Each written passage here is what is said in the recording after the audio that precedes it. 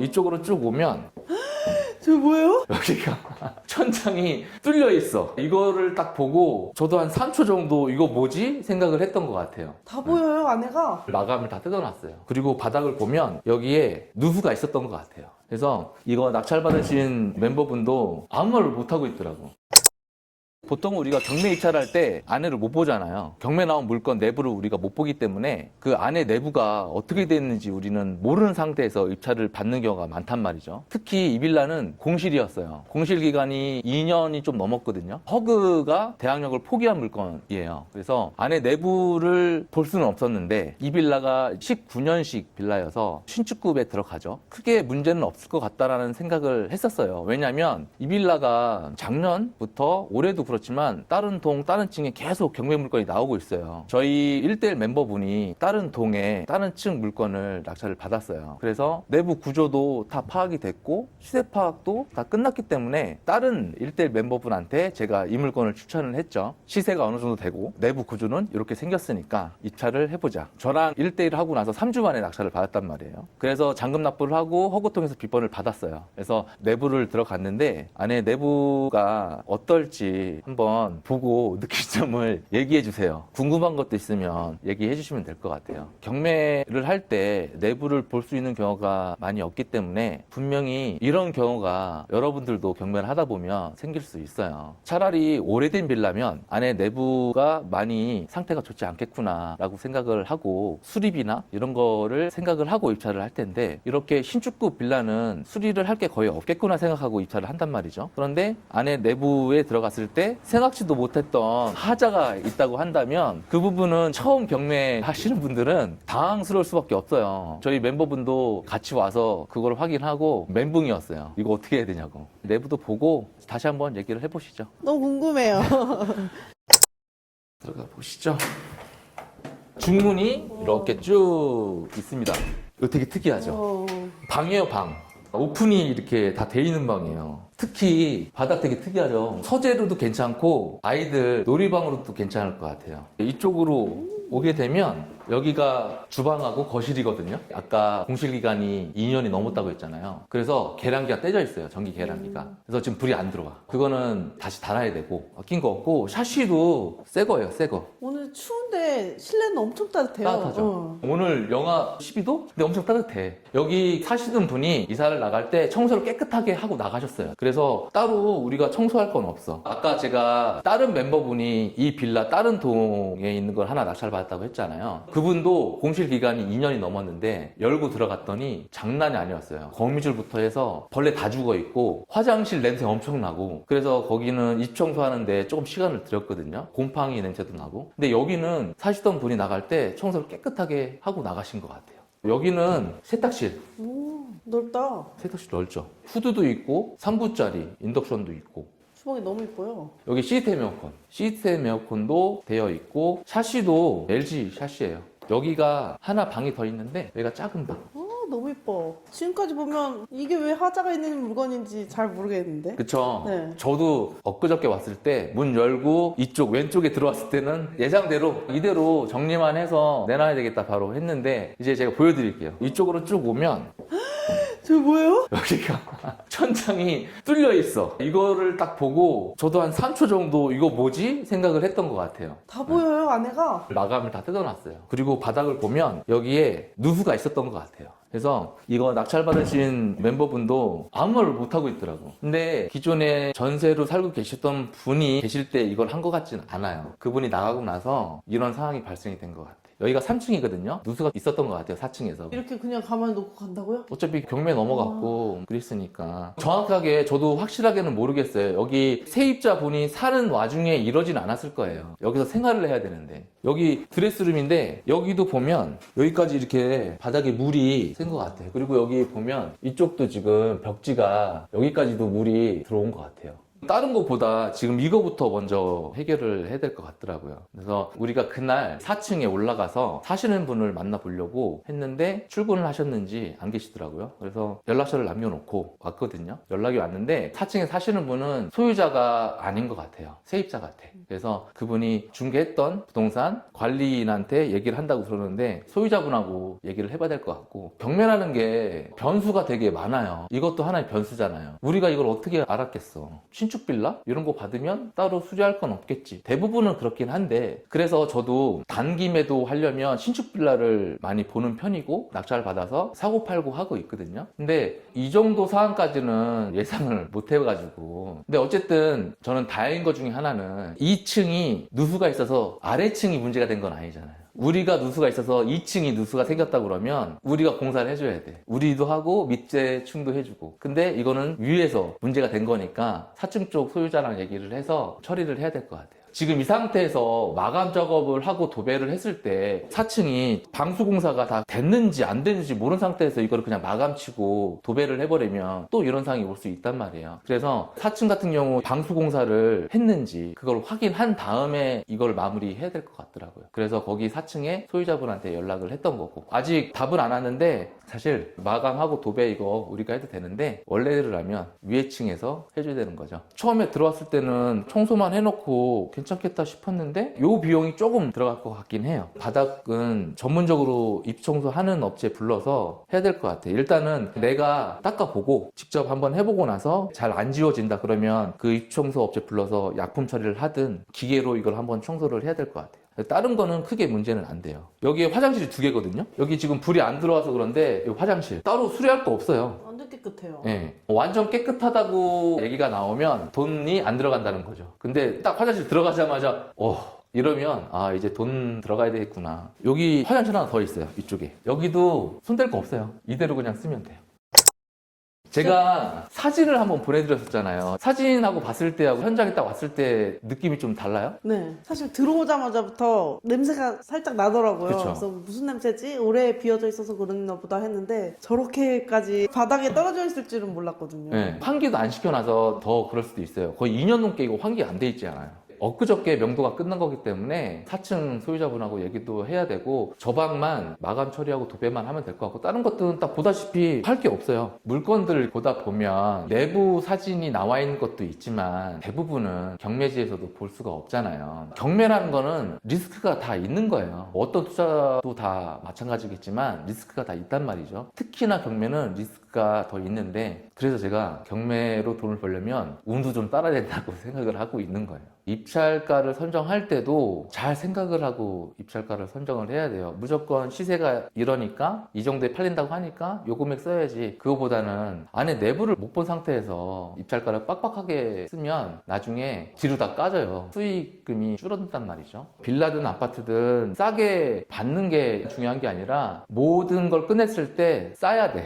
낙찰은 싸게 받았는데 그 이후에 돈이 많이 들어가면 그건 싸게 받은 게 아니에요. 초보자 입장에서는 내부 상황까지 파악하기는 힘들잖아요. 그렇죠. 근데 그래도 조금 더 이거는 확인해야 된다 하는 부분이 있을까요? 좀 예상하기 위한 방법? 원래는 이제 안에 내부를 보는 게 제일 좋은데 그게 쉽지가 않잖아요. 특히나 이렇게 공실인 경우는 볼 수가 없어요. 그래서 방법은 뭐냐면 싸게 받아야 된다고. 그것밖에 없어. 예를 들어서 임차인이든 소유자가 살아. 그러면 욕을 먹더라도 물어보든지 아니면 밑에 집 위에 집 가서 누수 여부를 체크해보든지 할 수는 있는데, 이렇게 몇 년 동안 공실이면 강제로 뜯어서 들어갈 수는 없잖아요. 그래서 이런 물건들은 액면 그대로 입찰을 하면 안 되고 입찰가를 좀 낮춰서 써야 된다고요. 어떤 상황이 발생할지 모르니까. 폐철해도 돼.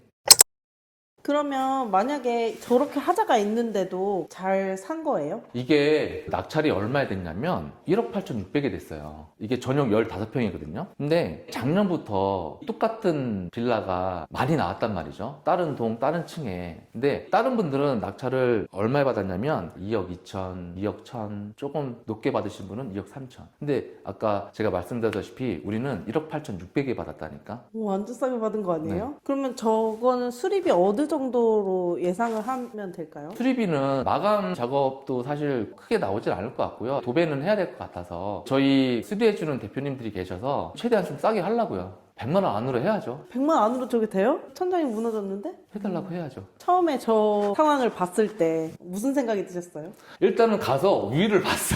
왜냐면 바닥을 봤더니 물이 다 쏟아진 것 같긴 한데 위를 봤을 때 아직도 천장이 물기가 있거나 그러면 이거 안 되잖아요. 그래서 바로 4층 올라간 거예요. 허그도 알고 있을 수도 있었겠네요? 허그가 저거를 어떻게 알았을까요? 예를 들어서 여기 나가시는 분이 나갈 때는 그냥 나가는 게 아니라 내부 사진을 다 찍고 허그한테 준단 말이에요. 그러면 허그 담당자는 이 사진을 보고 비번을 받죠. 그러고 나서 이제 비용을 집행을 하는데 그때 저게 안 돼 있으면 모르죠. 담당자가 와서 일일이 다 확인 안 하니까. 그래서 그때는 저게 저렇게 뜯어져 있지 않았을 거라는 추측을 하는 거예요. 아, 그러면 만약에 저거 수리비까지 들어간다고 해도 성공한 투자인 걸까요? 그러면 제가 이렇게 물어볼게요. 한번 이게 잘 받은 건지 못 받은 건지 한번 얘기를 해보세요. 자, 이게 1억 8,600에 받았단 말이에요. 근데 대출이 1억 6천이 나왔어요. 어떻게, 그럼 자기 돈 2천만 원밖에 안 들어간 거네요, 거의? 제가 이제 계산을 해봤더니 대출이 한 86% 정도 나왔더라고요. 거기에 소유권 이전 비용, 취등록세하고 법무사 비용, 여기에 미납관리비가 있어. 2년 동안 사람이 없었잖아요. 그 미납관리비가 한 200이 돼요. 그 200. 그 다음에 도락을 바꿔서 그 비용. 따로 뭐 들어간 건 없죠. 천장 마감하고 도배하는 거는 큰 돈이 아니니까. 이렇게 하면 최종적으로 들어가는 금액이 한 3,500? 3,500만 들어가는 거죠. 내 투자금이. 그런데 여기에 시세가 얼마냐면 그게 중요하잖아요. 단기 매도할 건데 팔아야지. 여기가 1층하고 4층은 복층 구조로 돼 있고 2층하고 3층은 이렇게 단층이에요. 최근에 거래가 된 게 2억 5천이 있고 단층인데? 네. 그 다음에 매물들은 얼마에 나와 있냐면 2억 6천부터 2억 8천까지 나와 있어요. 그러면 수익이 제가 생각하는 수익이 맞나요? 이 물건을 우리 멤버분한테 추천했을 때 어떻게 얘기를 했냐면 그때 기억하세요? 10월 15일 날 부동산 대책 나왔었죠.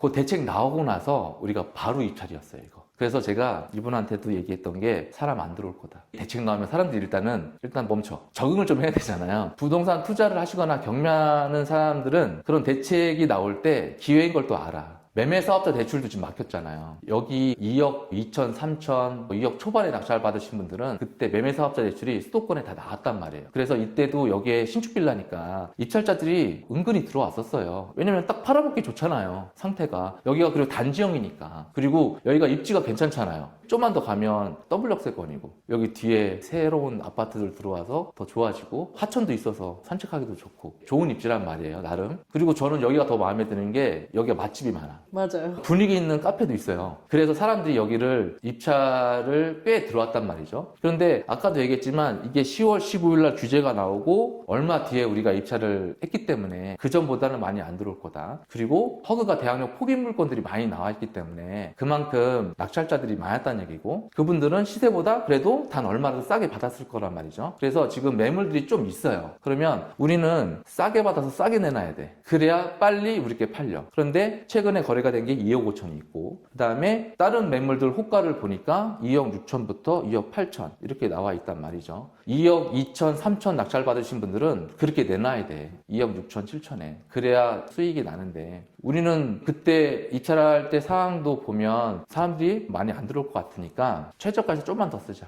우리 포함해서 2명이 들어왔어요. 되게 운이 좋았던 게 허그가 안 들어왔어. 허그가 대항력 포기 물건들은 허그가 들어와서 막 낙찰 받아가잖아요. 허그가 들어오겠지. 그렇게 생각하지 말고 일단은 계속 입찰을 해봐야 되는 거예요. 처음에 제가 얘기했던 거는 빨리 파는 것도 방법이니까 우리는 욕심 부리지 말고 2억 4천에 매도하는 걸로 계산해서 입찰가를 정하자. 그래서 1억 8,600에 낙찰 받은 거예요. 2억 4천에 내놔도 되고 2억 5천에 내놔도 다른 매물보다는 1,000만 원, 2,000만 원 싸게 내놓을 수 있으니까 그렇게 오래 걸리진 않겠죠. 팔리는 데까지. 그럴 수 있었던 거는 싸게 받았으니까 그렇게 매도를 할 수 있는 거죠. 그러면은 이게 낙찰을 잘 받은 거예요? 잘 못 받은 거예요? 잘 받은 것 같아요. 그렇죠. 내 돈 한 3,500 들어가서 나중에 2억 4천에 진짜 다른 매물보다 2천 싸게 팔려도 한 4천, 5천 수익 나는 거예요. 그 정도면 웬만한 분 연봉 정도 될 거니까. 낙찰 받으신 분도 회사를 다니시는 분이에요. 그러니까 연봉 플러스 경매로 다른 수익을 내는 거니까 저는 잘 받았다고 생각을 해요. 그러면 과거로 돌아가서 저렇게 천장이 무너진 걸 알고도 다시 입찰을 추천을 하실 건가요? 아, 그럼요. 대신 입찰가는 싸게 받아야지. 더 낮춰서. 우리가 받았던 금액도 괜찮긴 해요. 저렇게 문제가 있다라고 사전에 알았어. 더 싸게 주거나 그렇게 받으면 문제는 없죠. 저게 수리가 안 되고 이런 거가 아니라 그러면 크게 그런 거는 상관없지 않을까 싶어요. 초보자분들이 이런 빌라 같은 걸 안 한다 하신다면 뭐 어떻게 해주실 말씀이 있으실까요? 보통 초보분들은 빌라 잘 안 하려고 하죠. 보통은 안 해요. 처음에 이제 1대1 하러 오실 때 제가 이제 하기 전에 이제 상담을 하거든요. 그분의 이제 주택수나 투자금이나 그다음에 이분이 투자를 어떻게 할 건지, 예를 들어서 실거주를 찾으시는지, 단기 매도로 갈 건지, 전세나 월세로 갈 건지 이거를 다 얘기를 하고 나서 진행을 하는데 대부분은 빌라를 잘 안 하려고 해요. 아시겠지만 내가 물건에 대해서 선입견이 좀 없는 분들이 빨리빨리 성과가 나요. 어떤 분들은 빌라 상관없다. 돈만 벌면 되지. 아파트로 3천 버나 빌라로 3천 버나 그게 무슨 의미가 있어요. 똑같은 3천인데. 근데 아파트를 얘기하시는 분들은 심리적인 안정감이 주는 게 있나 봐요. 아파트가. 그건 당연하지. 잘 팔릴 것 같으니까. 어때요? 아파트 낙찰가를 보면 생각을 하실 거 아니에요. 이 금액에 이거를 받아가서 뭐가 남지? 특히 지방 지금 아파트 난리죠. 40명씩 돼요. 40명, 50명? 리에 있는 아파트도 그렇게 들어온단 말이에요. 그러면 40명, 50명하고 내가 경쟁을 해서 낙찰을 받으면 얼마나 싸게 받을 수 있을까? 그 생각이 든단 말이죠. 그러면 전략을 다시 짜야죠. 전략을 다시 짜려면 내가 물건에 대한 선입견이 없어야 돼요. 아파트라고 해서 빨리 팔리는 것도 아니고 빌라라고 해서 오래 걸리는 것도 아니에요. 성과를 좀 빨리빨리 내시는 분들은 대부분 물건에 대한 선입견이 없어. 처음부터 그분들도 그렇진 않거든요. 계속 제가 어떻게 보면 잔소리 하면서 계속 얘기하는 것 같아. 그래야 낙찰도 받고 수익을 내는데 계속 그 생각에만 갇혀 있다 보면 사실 쉽지가 않거든요. 낙찰도 받고 돈도 벌어야 재미있지. 계속 배차라는 거 무슨 재미로 해요. 특히 빌라는 경매로 무조건 사야 된다고 생각을 해요. 진짜 싸게 받아서 시세대로 팔거나 시세보다 싸게 팔면 되거든요. 내가 선택하는 빌라도 각자의 기준이 아마 있을 거예요. 어떤 분들은 재개발 될 수 있는 것들 보시는 분들도 있고, 어떤 분들은 평수나 방 개수나 입지나 층수나 자기만의 기준이 있을 거 아니에요. 뭐가 정답이 있는 건 아닌데 그런 경험을 갖고 있는 사람이 있다고 한다면 조금 더 그런 선택하는 게 빠르고 쉽게 할 수 있겠죠. 저는 그런 역할을 한다고 생각해요. 제가 이제 그동안 아파트든 빌라든 경매로 낙찰 받고 수익을 내면서 경험이라는 게 10년 동안 쌓였을 거 아니에요. 그것들을 얘기를 해주고 잘 따라오시는 분들은 성과가 있는 거고, 더디인 분들은 저도 기다려야죠. 1대1이다 보니까 여러 사람하고 같이 하는 거는 제가 다 맞춰서 갈 수는 없지만 1대1로 하다 보면 따라올 때까지 좀 기다리고 따라오면 다시 가고 이렇게 하면 되는 거고, 어떤 분은 안 기다려도 같이 이렇게 가시는 분도 있고 사람마다 다 다르니까. 우리가 경매를 할 때 낙찰만 받으면 되겠지 그렇게 생각을 할 게 아니라 저런 케이스도 있고 이런 케이스도 있으니까 잘된 것만 생각하지 말고, 경매는 항상 변수가 많다, 리스크가 많이 있으니까, 다만 그런 리스크나 변수가 있을 때 내가 어떻게 효율적으로 잘 대처를 할까, 이게 되게 중요한 것 같아요. 멤버분도 그렇지만 혼자 이런 거를 낙찰 받았을 때는 누구한테 물어볼 수도 없고 당황스러울 거란 말이죠. 그런 것들을 같이 얘기하면서 하면 되니까, 경매에 내가 꼭 한번 도전을 해보겠다, 하고 싶다라고 하시는 분들은 생각만 하지 마시고 일단은 부딪혀서 한번 해보세요. 제가 1대1 코칭반을 하고 있는데 이 1대1 코칭반은 사실 바로 할 게 아니고 준비를 하고 나서 해야 되겠다 이런 분들한테는 맞진 않아요. 왜냐면 시작을 하자마자 입찰 준비를 하면서 이론이든 실제 임장이든 법원 입찰이든 이런 것들을 저랑 같이 하기 때문에 이론 공부를 하다가 나중에 여유가 되면 해야지 이런 분들하고는 맞지 않으니까, 내가 지금 준비가 됐고 그래서 바로 한번 실행을 해보고 싶다 이런 분들은 저랑 같이 하시면 좋을 것 같아요. 실제 이제 보니까 잘 받은 것 같아요. 천장 무너진 거 보고 좀 당황했는데 대표님 말씀 들어보니까 저도 하고 싶은데요.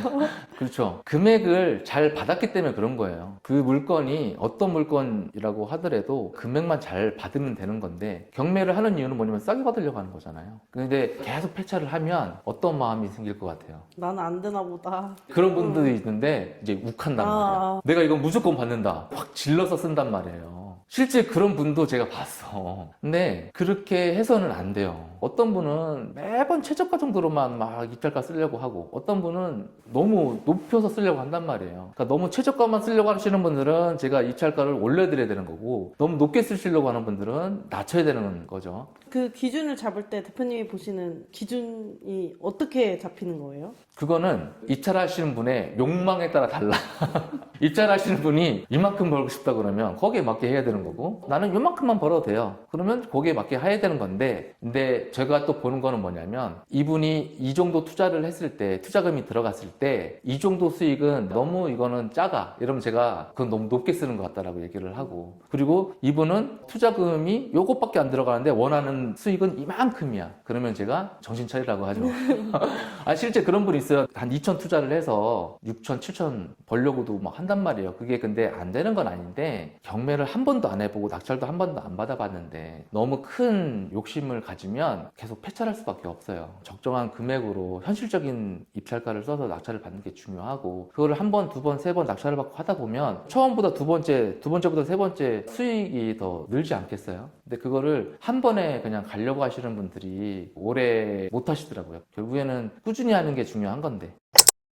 아까 얘기했지만 이분도 회사를 다니면서 경매를 하고 있단 말이죠. 3주 만에 이걸 낙찰 받은 거예요. 첫 입찰에. 이분도 계획대로 다른 매물보다 1,000만 원, 2,000만 원 싸게 내놔서 매도를 할 건데 그러면 부동산 사장님도 그 말씀을 하셨어요. 금방 나간다고. 그러면 이분도 5천 정도 수익이 나는 거기 때문에 연봉 정도 수익을 만들 수 있으니까 연봉 외에 2천, 3천 소액으로 연봉 정도 1차적으로 벌어보자. 2천, 3천으로 충분히 투자 가능하니까 투자금이 좀 적다. 그러면 이거보다 더 싸게 쓸 수 있는 물건 찾으면 되는 거니까 그렇게 해서 1년에 한두 개만 받아도 충분히 연봉 이상 벌지 않겠어요? 제가 이거를 오늘 영상을 보여드린 이유는 경매에 대한 어떤 리스크, 현실을 좀 알려드리려고 보여드린 거예요. 경매는 많은 분들이 하지만 그만큼 또 많은 분들이 그만둬요. 경매에 대한 너무 큰 환상을 갖지 마시고 경매는 결국에는 근로소득이에요. 내가 다 해야 돼. 이렇게 생각지도 못한 이런 변수가 경매는 항상 있으니까 어떤 물건이든 여러분들 경매할 때는 변수가 항상 도사리고 있다. 이거를 좀 알았으면 좋겠고 제가 드릴 수 있는 방법은 공실이면 입찰가를 좀 낮게 쓰는 것도 좋은 방법이다. 저게 어떻게 수리돼서 얼마에 팔릴지 너무 궁금해요. 저도 궁금해요. 싸게 내놓을 거예요. 빨리 팔려고. 싸게 받았으니까. 한 건으로 부자 안 돼요. 팔고 또 다른 거 하고 다른 거 하고 이렇게 하면 되니까